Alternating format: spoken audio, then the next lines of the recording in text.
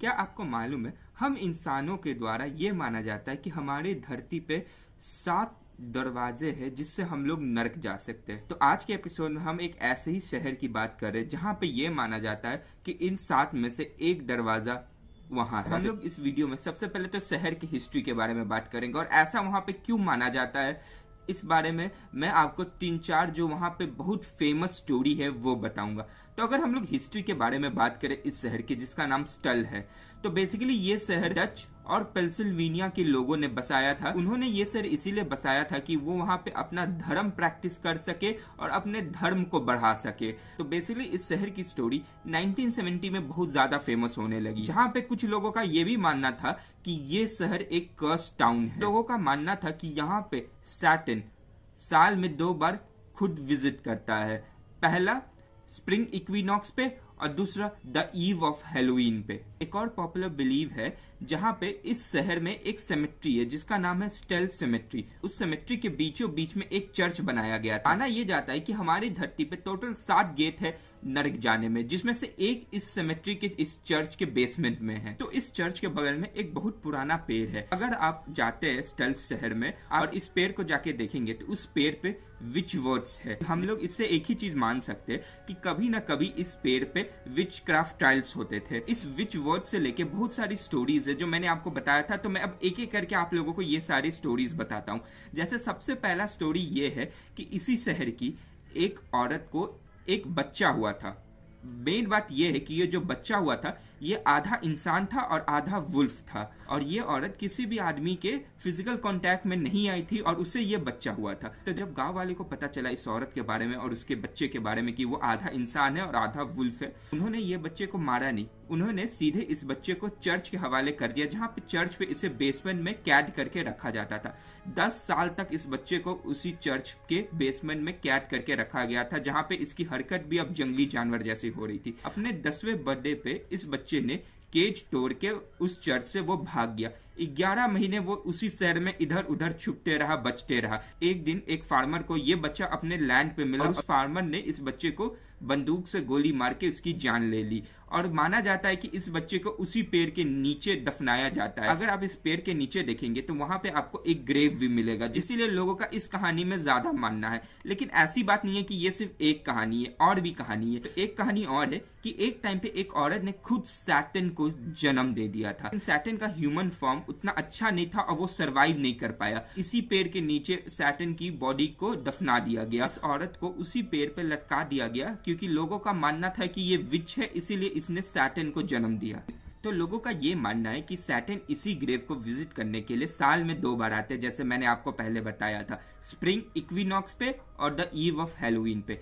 एक और कहानी बहुत फेमस है, जैसे 1990s में इसी शहर की एक लड़की की मौत हो गई। इसी लड़की की मौत का कारण उनके पिताजी थे, और इसी इंसिडेंट के कुछ ही दिन बाद एक आदमी की बॉडी इसी चर्च के बगल में जो पेड़ जो मैंने आपको बताया उस पर लटकी हुई मिली थी। बेसिकली अब आप लोग बोल रहे भाई तू ये क्यों बता रहा, तुमने पहले हमें सेमेट्री के बारे में बता रहा था, ये सब चर्च के बारे में बता रहा था, ये 2 डेथ के बारे में क्यों बता रहे हो? जहाँ पे इनकी लाश मिली थी उस जगह को द डेविल रोड करके बुलाया जाता है। तो धीरे धीरे इंसिडेंट्स और बढ़ने लगे, तो लोगों ने इस चर्च को अबैंडन कर दिया।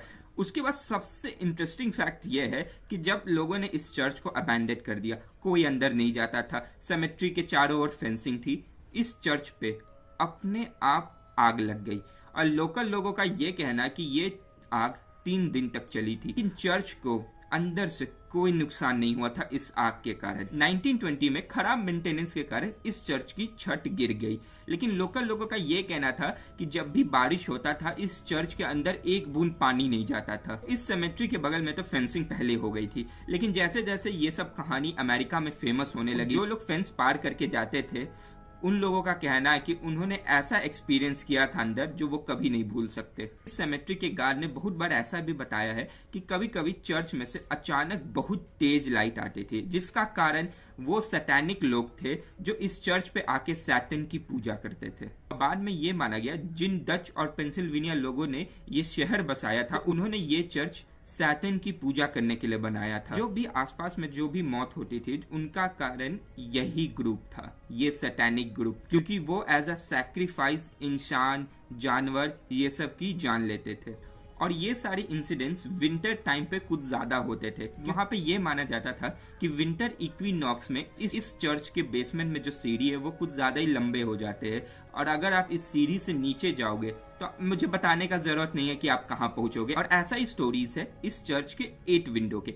ऐसा माना जाता है कि हैलोवीन के टाइम पे जो टूरिस्ट यहाँ पे आके फेंस पार करके अंदर जाते थे, उन्होंने चर्च पे 8वां विंडो देखा था। तो जो वो टूरिस्ट ने अंदर फेंस पार किया, तो उनका मानना ये था कि जब वो लोग इस चर्च के चारों ओर घूम के जब वो लोग ओल्ड सिमेट्री के पास थे, तो उन्होंने इस चर्च से बहुत तेज लाइट आते हुए देखी और उन्होंने प्रेयर्स का आवाज सुना था। तो इससे ये मानना है कि उस टाइम पे वहां पे सैटेनिक ग्रुप थी जो वहां पे सैटन की पूजा कर रहे थे। उन्होंने क्या किया, जब तक प्रेयर्स की आवाज आ रही थी उन्होंने उसी ओल्ड सिमेट्री में रुकने का डिसाइड किया।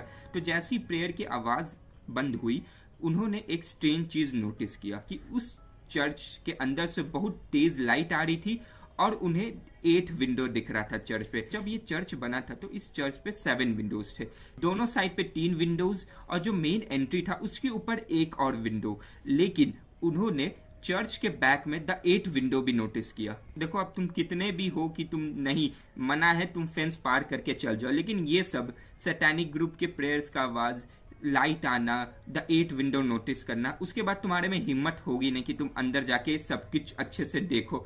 वैसे ही इन दोनों के साथ हुआ। जब इन्होंने ये सब चीज एक्सपीरियंस किया, ये लोग वहां से जल्दी भाग गए।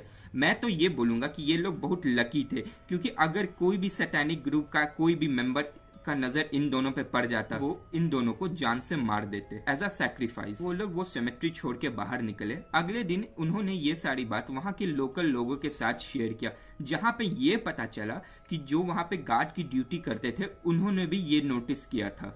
और जैसे मैंने बोला कि वो दोनों बहुत लकी थे, तो जब भी ये ग्रुप उस चर्च पे आके प्रेयर गाते थे सैटन के लिए, तो उसके नेक्स्ट दिन चर्च के बगल में किसी भी एनिमल या किसी ह्यूमन की लाश मिलती थी। इन समय के साथ साथ उस चर्च की और उस सेमेट्री की ज्यादातर हिस्से बर्बाद हो गए, क्योंकि अब कितना ही टाइम तक ये सब अच्छे से रहेगा। लेकिन आज भी जो ये भूत प्रेत ये सब के बारे में जो रिसर्च करते हैं, वो अच्छे खासे नंबर में हमेशा उस चर्च को आके विजिट करते हैं, और सब लोगों ने यही बताया है कि उन्होंने कुछ ऐसा एक्सपीरियंस किया जो वो अपनी जिंदगी में कभी नहीं भूल सकते। ये वो सारी फेमस स्टोरी थी सेल सेमेट्री के बारे में।